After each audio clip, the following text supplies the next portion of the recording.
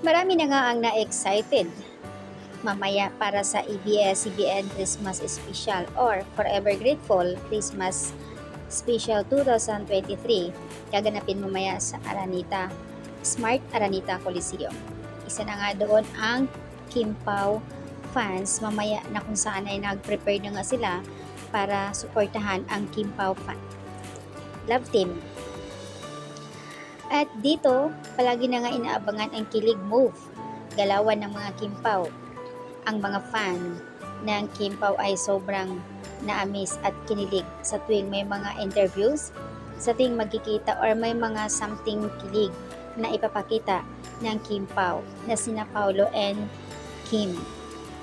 At dahil doon, at syempre marami na nga ang bumubuo ng mga Kim Pao fans or mga admin. Super kinilig sila. Nagpaabot naman ng pagbati ang mga fans ni Kim kahapon, lalo na sa mga Kim Pao fans. Despite dito sa breakup status with a Sian Lim, long-time boyfriend na umabot ng 12 years. Anya, mahal ka namin Kim, nandito lang kami para sa'yo. So yun po ay nag-trending. At move on na.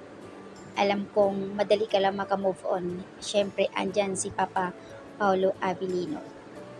Ang lahat ng iyan na pinagdaanan mo, ramdam namin yan. So, ayan. At ang inaabangan din ng lahat, ang pag-comfort ni Paolo kay Kim, siyempre hindi ipapakita on public at naka-private yan guys.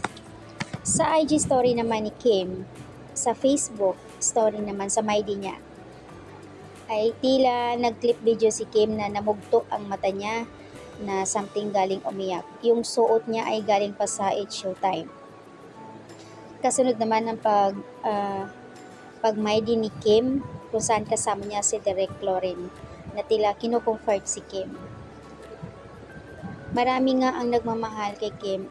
Ang alam ng lahat matagal na silang hiwalay dahil nga sikreto lang ang kanilang hiwalayan. Na ito lang kahapon dahil nga burado na nga lahat ni Sian Lim ang video ni Kim sa kanilang YouTube. Kaya pumutok na nga sa social media na hiwalay na nga ang dalawa.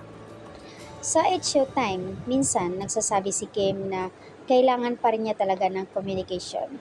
Meaning to say, sinasabi nila na walang time si Sian Lim kay Kim. Ika nga, sabi ng iba, karamihan sa sinasabi na may problema si Sian. Na sinasabi nila bakla or may something na ayaw talaga niya pakasalan si Kim in 12 years.